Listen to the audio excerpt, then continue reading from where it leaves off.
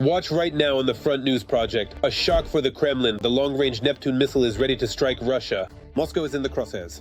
Putin's army is fleeing from the Kherson region. Their new refuge is temporarily occupied Crimea, but not for long.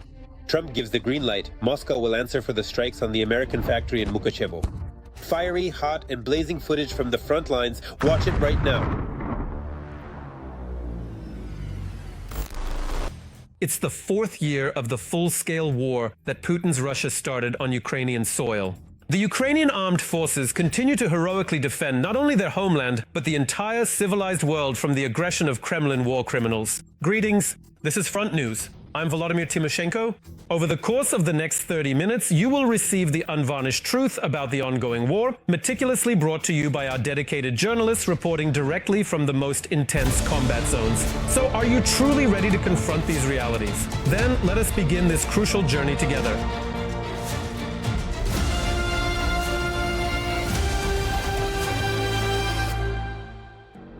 And we're starting right away with exclusive material. For the first time in Ukraine, the long-range modification of the T-360 Neptune cruise missile, known as the Long Neptune, has been officially unveiled.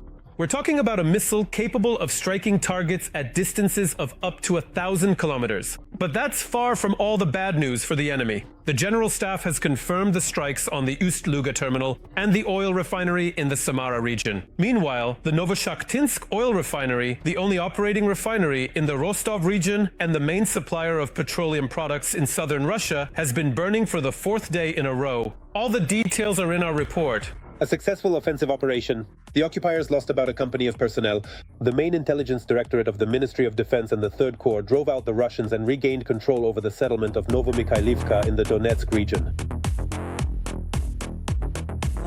This allows Ukraine's defense forces to strengthen their defensive positions in this direction and, moreover, to improve the capabilities of Ukraine's defense forces in using unmanned aerial vehicles and, accordingly, taking into account the terrain to improve the overall nature of the defense forces' positions for further repelling attacks by the occupiers. The Kremlin is striving to seize the entire territory of the Donetsk region, which has long been a target of the Russian dictator. In particular, he stated that he would freeze the war in exchange for full control over the region. But the defense forces continue to push the enemy back and fight for every inch of Ukrainian land. At the moment, the occupiers are tasked with taking control of the largest industrial centers. These are Sloviansk, Krematursk, Druzhkivka, and Kostiantynivka, plus the Pokrovsk agglomeration, Pokrovsk, Mirnohrad, and Dobropilia.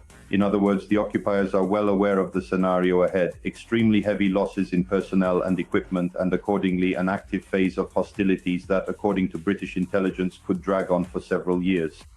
This scenario is referred to as the up to 5 years plan for establishing full control over the Donetsk region.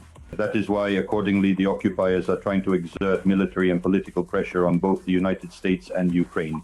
Moreover, the Ukrainian armed forces are successfully attacking the enemy in the rear. Special Operations Forces and the Security Service of Ukraine struck an infrastructure facility at the Ust-Luga Sea Terminal in the Leningrad region.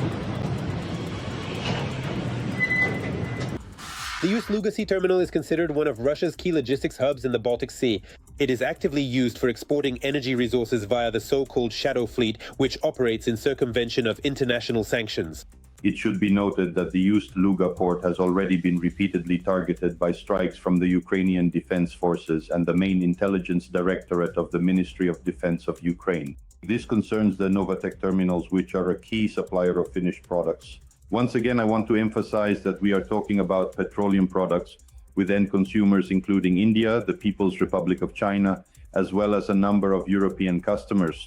The Novochakhtinsk oil refinery, which is the only currently operating refinery in the entire Rostov region and also serves as the primary and most significant supplier of essential petroleum products throughout southern Russia, has unfortunately been continuously burning for the fourth consecutive day in a row. Let's move to a safe distance. It definitely will. It will indeed. More?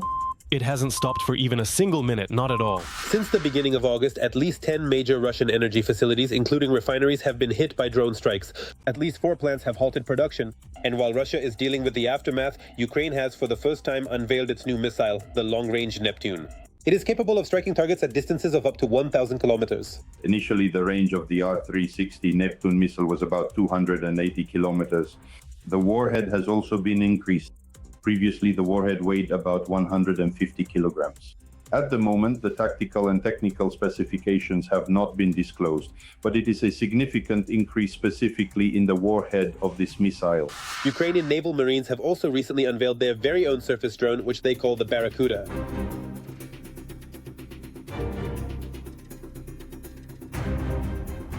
The drone's design features a modular system that allows for the use of various types of weaponry. The released video shows the use of single-shot grenade launchers. The drone is also capable of laying mines in the water area. Meanwhile, the Trump administration approved the sale to Ukraine of more than 3,000 air-launched IRA missiles, with a strike range of 250 to 450 kilometers. These missiles are intended for the destruction of ground and naval targets. Once again, I want to draw attention to the quantity and the technical and tactical specifications. In other words, what we're talking about is that at this point, if the United States makes a positive decision, Ukraine's defense forces could have total control over legitimate military targets on the territory of the Russian Federation, including up to Moscow. The thing is, these missiles have been specifically modified for the F-16s, which have already been delivered to the Ukrainian side, and there are about 100 of these aircraft. Accordingly, if they enter Russian airspace, the range for striking legitimate targets on Russian territory increases significantly. The deal is included in a military aid package worth $850 million, which is largely funded by European countries and also provides for the supply of a number of other weapons. Now, let's analyze the operational situation on the much-suffering Pokrovsk direction of the front. The bloody rampage of the enemy army continues here as well. Since the beginning of the day on the Pokrovsk direction, the Russians have attempted 38 times to break through Ukrainian defenses in the areas of the settlements of Zatishok, Nikanorivka, Novoshakove, Novoekonomichne, Udachne, Shakove, Mairolyubivka, Mykolaivka, Sukhetske, Lysivka, Zvereve, and towards the settlements of Rodinske, Novukrainka, Krasny Lyman, and Pokrovsk. Currently, 2 combat engagements are ongoing. I'm not happy about it. That is exactly how briefly, and without any clarification, US President Trump answered journalists' question about whether he had spoken with Putin regarding the attack on the American factory in Mukachevo. Not long ago, 2 missiles struck there, a large fire broke out, and 26 people were injured. The factory, built with American investment, is a civilian facility. There is no military production whatsoever, the workers and the leadership of the regional military administration assure. All the details are in the report by TSN correspondent Ala Pass. The company is calculating its losses and considering the possibility of restoring production or relocating it. It was a strategic enterprise for the region. This year, it paid almost 300 million hryvnias in taxes. Meanwhile, the workers already realize they are out of work, at least for some time. This couple lives in a village a few kilometers from Mukachevo. They say that from the 2 explosions at the plant, which happened one after another, their window panes almost blew out. And now they've come to see what the Russians have turned one of the largest enterprises in Zakarpattia into. A total of 2,600 people were employed here, and of those, 600 individuals were actively on shift. You mean this particular time, right? Yes, 2,500 people are now out of work. The plant was destroyed, bombed. The enemy hit the plant with 2 Caliber missiles, an enterprise with American investment. They produce household appliances here, coffee machines in particular. The president of the American Chamber of Commerce in Ukraine, Andriy Hunder, told TSN that they have already appealed to Donald Trump, demanding guarantees of security for our country as a whole and for American businesses here in particular. All of this was for export. Look, all these machines, they say made in Ukraine on them. They were produced right here in Mukachevo, in Zakarpattia. Russia is targeting American business in Ukraine, and it is very important that President Trump sees this. Here in Zakarpattia, we have always considered this to be one of the safest places in all of Ukraine, especially this week when not even a week has passed since the summit in Alaska, when we thought there were talks about a ceasefire, about peace. But now we see what this means for Russia. And the border with the European Union is less than 50 kilometers from here. There is a strong Hungarian diaspora living here, and until now, Russian weapons had never reached this place. Journalists from Hungary are coming to see the aftermath with their own eyes. Since Mukachevo is very close to the Hungarian border, and there is a large ethnic Hungarian community living here, we believe this is a very negative turn in the Russian-Ukrainian war. Not only was the facility itself damaged, the people suffered the most. Now, the number of victims has already risen to 23. The victims sought medical help throughout the day. trying to recover from the horror they had experienced. But it is believed that there could have been significantly more casualties. The first missile hit an empty warehouse. That's why the people working at the plant had a few minutes to take cover. Some of the damage was caused by the shockwave, some by small fragments. But at the moment, there is no threat to the patients' lives. For the most part, their condition is stable. There are injuries to large bones and pelvic bone injuries in one patient, and another patient has a moderate traumatic brain injury. One patient was urgently transferred with a suspected eyeball injury and an orbital bone fracture. This is a facial skull injury, Uzhhorod. We also had to provide psychological assistance to patients because some arrived with an acute stress reaction. Immediately after the strike, a large-scale fire broke out at the impact site. An area of about 7,000 square meters was ablaze. The local authorities urged people to keep their windows closed and not to go outside unless absolutely necessary, as the combustion products could be harmful to health. The main goal of this missile strike was to destroy the Ukrainian economy by undermining the confidence of foreign investors, according to the regional military administration. Right now they have nothing, and we will find them an office space. There will also be discussions about people who have been left almost without work, about the company, the enterprise that urgently needs to find a place where they can develop their production capacities. These are exactly the issues we will be working on, and all of this is under control. We will apply for compensation from the state budget, and most likely all of this will be through the Made in Ukraine program. Also, a Shahed drone fell in one of the villages in the Kust district. According to the head of the regional military administration, there is an assumption that it simply ran out of fuel. No people were injured, but a farm building, a power line, and windows in a residential house were damaged.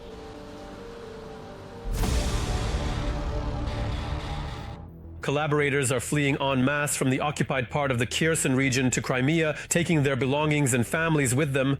This was reported by the partisans of the Atesh movement. In addition, it is reported that the occupiers have started burning their own military equipment in the Kherson region. What is actually happening there with them? We have found out the reasons for the panic that has begun. Let's watch. Collaborators are fleeing from the left bank of the Dnipro in the Kherson region to Crimea. They are actively packing their things and moving their families. This is reported by the partisan movement Atesh. Agents of Atesh report that employees of the occupation administrations and deputies from Hola Pristan, Kakhovka, Nova Kakhovka, and Hornostaivka have started leaving for Crimea. There is active relocation of families underway. Atesh does not specify the reason for the move, but it's not hard to guess. The occupiers are afraid. And it's not just minor collaborators, but also high-ranking ones. For example, Vladimir Saldo. A few days ago, information appeared online that the so-called governor of Kherson region called Moscow in a panic. Saldo called and said that among local officials in the Kherson region, there are strange rumors going around. Supposedly, Vladimir Vladimirovich only needs the DPR and LPR, and Kherson and Zaporizhzhia regions will be given back to Ukraine. This topic is being actively discussed there. He was told that this is nonsense and that someday we'll take Kherson back. And Zaporizhzhia too, the special military operation, thank God, isn't ending. But it seems that even the collaborators have stopped believing the Kremlin. As a result, there's panic and fear. Fear that Ukraine will soon take back what is theirs. Knowing what the commander-in-chief, the head of the Ukrainian armed forces, General Syrskyi, said, that you can't win a war by just defending. Everyone understands perfectly well that sooner or later the moment will come when they will have to answer for what they've done. They'll have to answer when the defense forces go on the offensive. The fact that some Russian officials, those with Ukrainian roots, let's say, are trying to move their families to the territory of the Russian Federation is a trend that, well, isn't something that just started in the last few days. Traitors and occupiers fear not only the upcoming offensive by the Ukrainian armed forces, but also death at the hands of Ukrainian underground fighters. An important point is the partisan underground movement. We see how often our partisans, our intelligence, and the security service of Ukraine eliminate the occupiers, so-called top occupiers. And for the occupier, it's only a matter of time before they're destroyed. They've started to realize this. The Russian army is also waking up to this reality in the Kherson region. The occupiers have even started burning their own equipment just to avoid going to the front lines. Atesh showed one of these arson incidents. The equipment from the 24th Motorized Rifle Regiment is burning.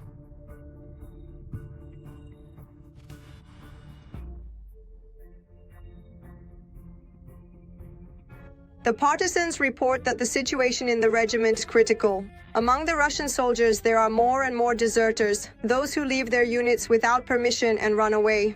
The reason is the same as always for the Russian army, the command.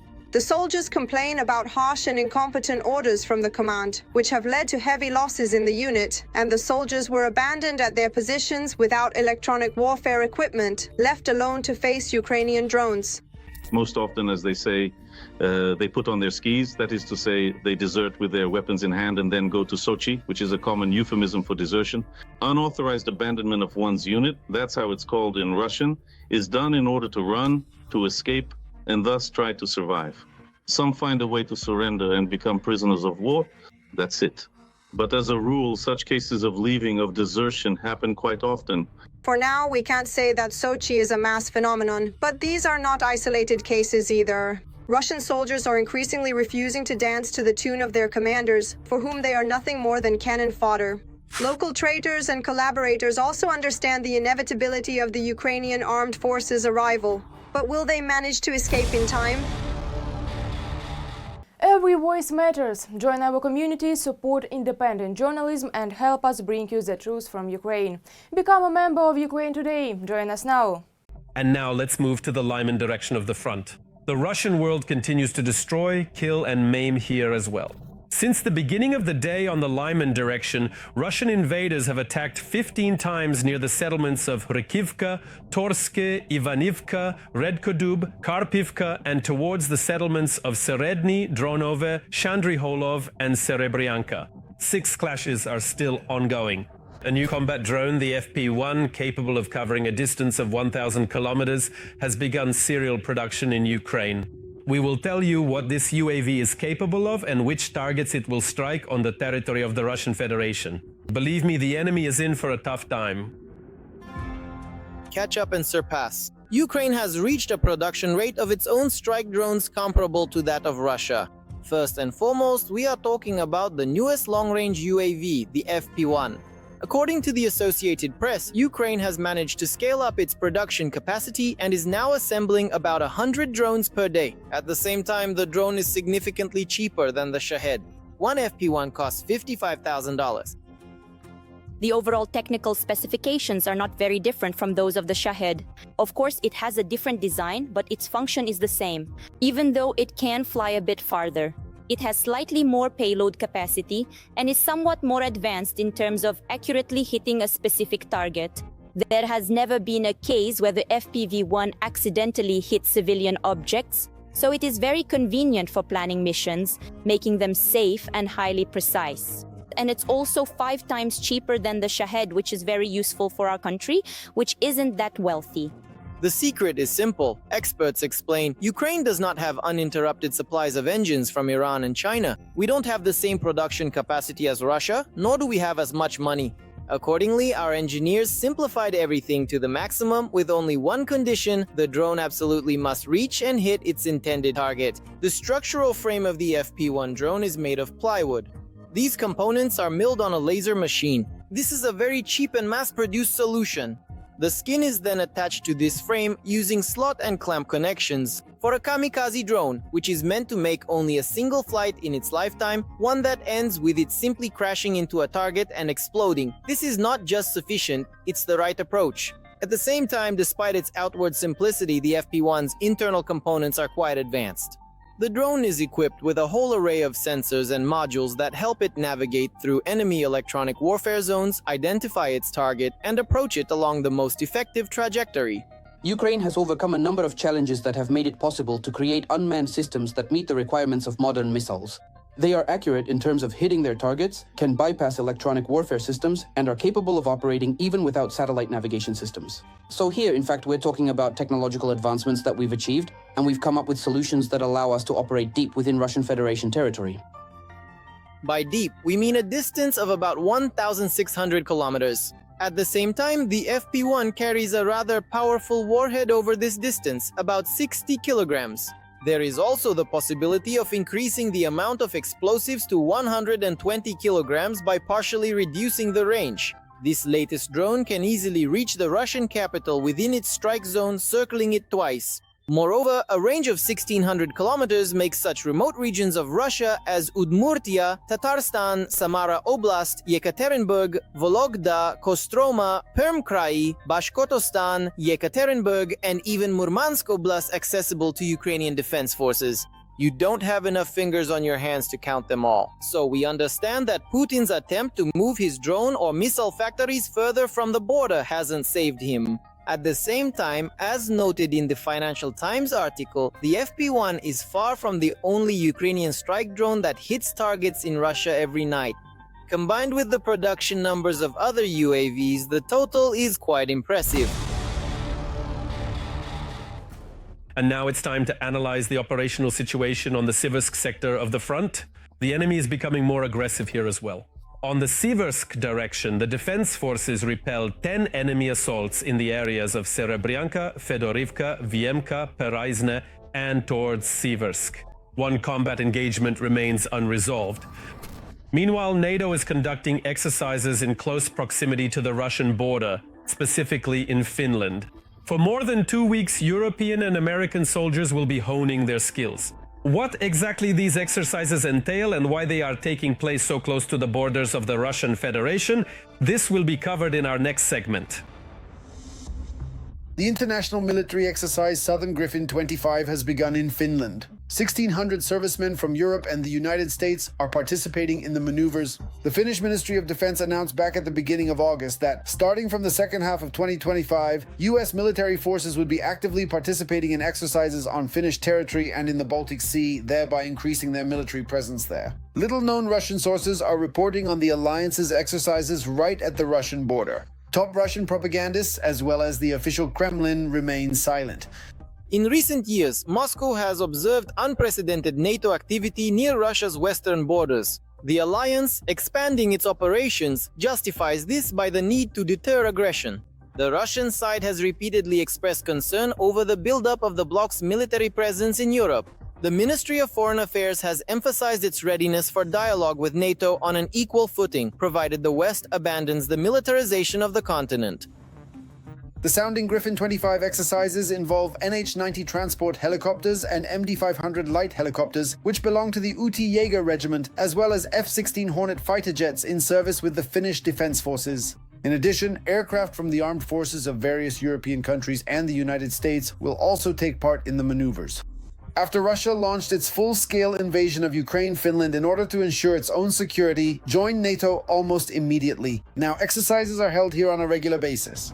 The Russian Federation periodically raises the issue of a possible armed confrontation scenario with NATO and the new countries that have joined the alliance. Specifically, this refers to Sweden and Finland. Let's recall at least those events when the so-called map of possible territorial claims by the Russian Federation against a number of Baltic countries appeared. Moreover, it was about the possibility of Russian control over the Swedish island of Gotland.